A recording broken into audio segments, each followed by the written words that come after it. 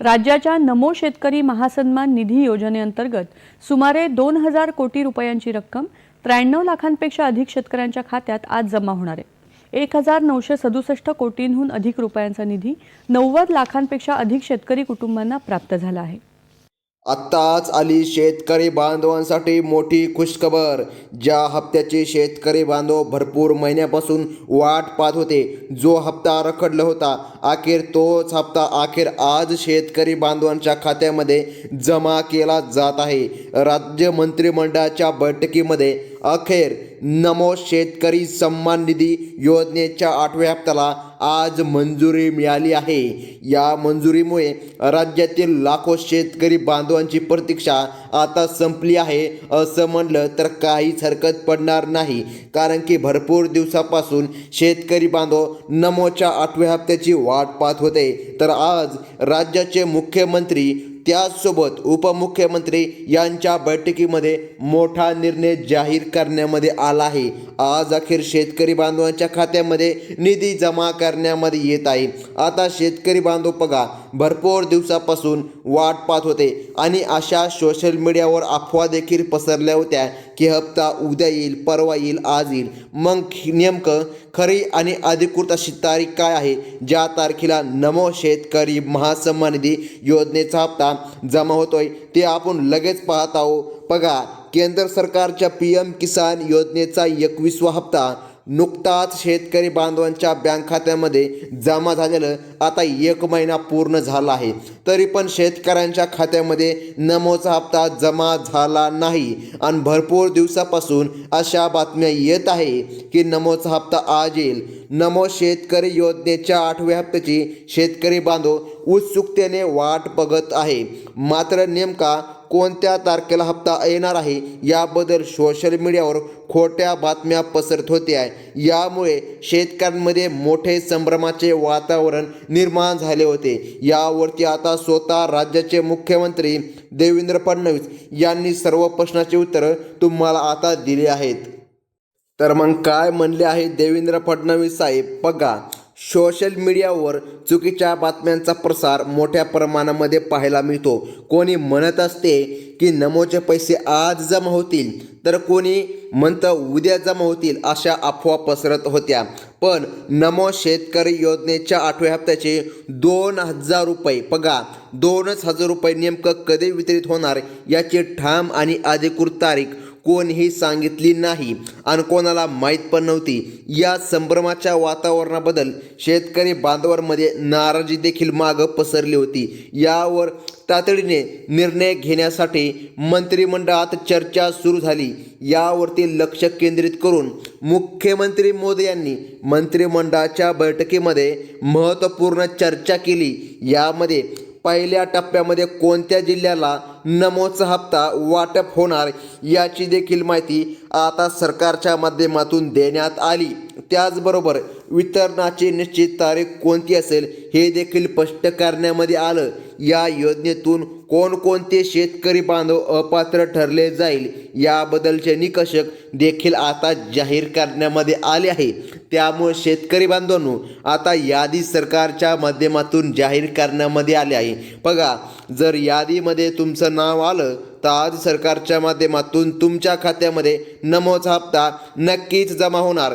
परंतु बघा, मुख्यमंत्री मोदी यांनी बघा स्वतः या ठिकाणी सांगितल्याप्रमाणे आता नमो शेतकरी योजनेच्या 8व्या हप्त्याची अधिकृत तारीख या ठिकाणी त्यांनी सांगितली, जी तुम्हाला आता या माहितीद्वारे त्वरित कळणार आहे।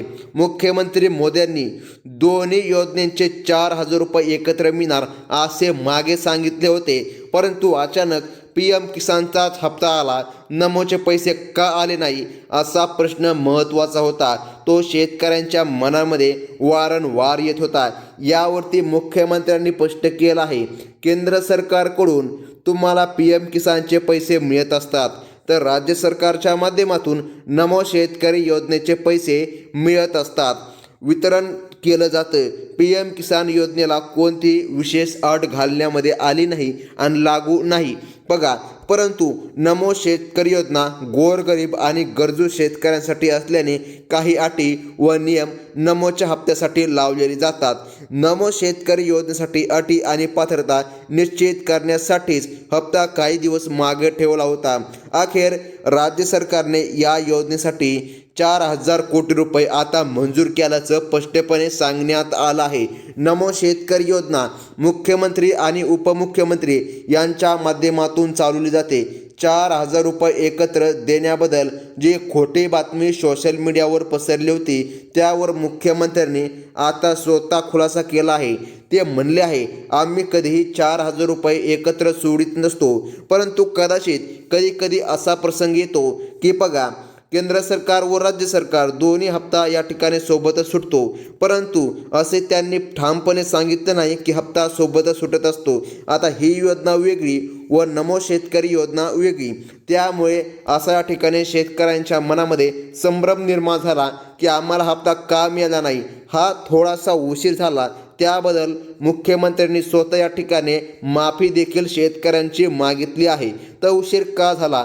लाडकी बहीण योजनेमुळे निधी जास्त लागत आहे, त्यामुळे निधी थोडासा कमी पडला होता, यामुळे या ठिकाणी अडचण आली होती. परंतु आता तसं काहीच घडणार नाही. शेतकऱ्यांच्या खात्यामध्ये 8वा हप्ता जमा केला जाणार. मग नेमकं कोणत्या शेतकऱ्याला हप्ता मिळणार, कोण अपात्र ठरणार आणि कोण पात्र ठरणार, अगदी 1 मिनिटामध्ये सविस्तर अपडेट जाणून घ्या. तर शेतकरी बांधवांनो, राज्य सरकारने ज्याप्रमाणे सांगितलं आहे ते ऐकून आता तुमच्या 100% सर्व प्रश्नाची उत्तरं तुम्हाला या व्हिडिओमध्ये मिळाले आहे असं देखील म्हणलं तर काहीच हरकत पडणार नाही, कारण की जवळपास 60% उत्तर तर तुम्हाला मिळाले आहे. PM किसानचे पैसे आले, नमोचे पैसे कधी येणार या चर्चेला आता पूर्णविराम भेटला आहे. नमो शेतकरी योजनेसाठी 4,000 कोटी रुपये मंजूर करण्यात आले आहेत. ज्या जिल्ह्यांमध्ये आणि ज्या शेतकऱ्याला या पैशांचे वाटप होणार आहे त्याची अधिकृत माहिती आता तुम्हाला सांगण्यात सुरुवात करत आहे. मुख्यमंत्री आणि राज्याचे कृषी मंत्री यांच्या माध्यमातून ही 100% आणि खरी अधिकृत तारीख आज सांगण्यामध्ये आली आहे. आता बघा शेतकरी बांधवांनो, कोणकोणत्या जिल्ह्यामध्ये वितरण होणार ते या ठिकाणी सर्वात पहिले आपण जाणून घेऊया. त्यानंतर ठराविक तारीख आता आम्ही तुम्हाला सांगणार आहोत. अशा बातम्या तर तुम्ही रोजच ऐकत होता की हप्ता आज येईल, उद्या येईल, परंतु बघा आता या ठिकाणी ह्या 12 जिल्ह्यांची सरकारने निवड केली आहे. पहिल्या टप्प्यामध्ये यादी आता जाहीर झाली आहे. त्यामध्ये नंदुरबार, बघा नवापूर, शहादा, तळोदा, अक्कलकुवा आणि नांदेड, बघा अर्धापूर, भोकर, बिबोली, देगलूर, हदगाव, हिमायतनगर या जिल्ह्यांचा समावेश आहे. तसेच परभणी, गंगाखेड, जिंतूर, सेलू, सोनपेठ, पाथरी, पालमोत आणि बघा पुणे, खेडे, हवली, आंबेगाव, जुन्नर, शिरूर, दोंड, इंद्रापूर या तालुक्यांचा देखील समावेश झाला.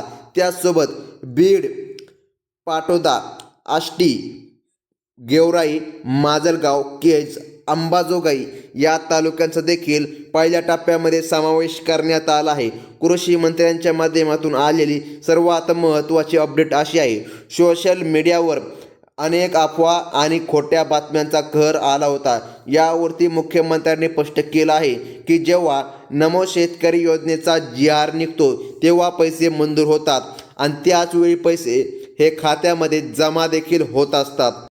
आता अत्यंत महत्त्वाचं म्हणजे शेतकरी बांधवांनो, यादी तर तुम्ही पाहिली, मग आता राहिलेल्या शेतकऱ्यांचं काय होणार? तर चिंता करू नका शेतकरी बांधवांनो, सरकारने स्पष्टपणे सांगितलेलं आहे, एक पण शेतकरी वंचित राहणार नाही. जर तुम्ही पात्र असाल तर तुम्हाला वंचित ठेवल्यामध्ये जाणार नाही. सरकारच्या माध्यमातून सर्व शेतकऱ्याला या ठिकाणी निधी मिळणार. परंतु बघा आजसाठी फक्त हेच जिल्हे पात्र आहे. मंत्रिमंडळ बैठकीत सांगितली ओरिजिनल तारीख तुम्हाला या माहितीद्वारे मिळत आहे. अनेक ठिकाणी खोटी माहिती पुरवली जात असल्याने शेतकऱ्यांची फसवणूक होत आहे. ज्या शेतकऱ्याला PM किसान योजनेचे 2,000 रुपये मिळाले आहे, फक्त त्याच शेतकऱ्यांची नावे नमो शेतकरी योजनेच्या हप्त्यासाठी पात्र ठरली आहेत. आता अत्यंत महत्त्वाचं म्हणजे कोणकोणत्या बँकेमध्ये हप्ता जमा होणार असा प्रश्न शेतकऱ्यांच्या मनामध्ये वारंवार येत होता. त्यासोबत हप्ता किती मिळणार असा देखील प्रश्न शेतकऱ्यांच्या मनामध्ये येत होता.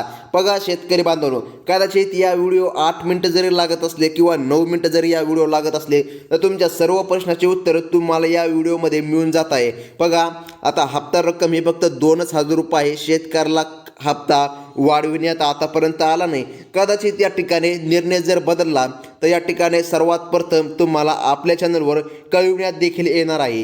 त्यामुळे आपल्या चॅनलला सबस्क्राईब करून आता बाजूचं बघा काळं पांढरं किंवा लाल जे सबस्क्राईब नावाचं बटन आहे त्याला दाबून आता जे बेल नोटिफिकेशन घंटी आहे हिला क्लिक करून ऑलवरती सेट करा, म्हणजे की महत्त्वाचे अपडेट सर्वात प्रथम तुम्हाला पाहायला मिळते. आता आणखीन महत्त्वाचा प्रश्न म्हणजे कोणकोणत्या बँकेमध्ये हा निधी जमा होणार. तर बघा सर्व बँकेमध्ये हा निधी जमा होणार, परंतु एक अट आहे, तुमची KYC असली पाहिजे, फार्मर ID कार्ड असायला पाहिजे. जर नसेल तर अडचण येऊ शकते. त्यामुळे तात्काळ फार्मर ID कार्ड काढा, तुमची KYC करून घ्या, कसलीच अडचण येणार नाही. तर ही होती अत्यंत महत्त्वाची बातमी. अफवांवर कसल्याच प्रकारे विश्वास ठेवू नका. धन्यवाद.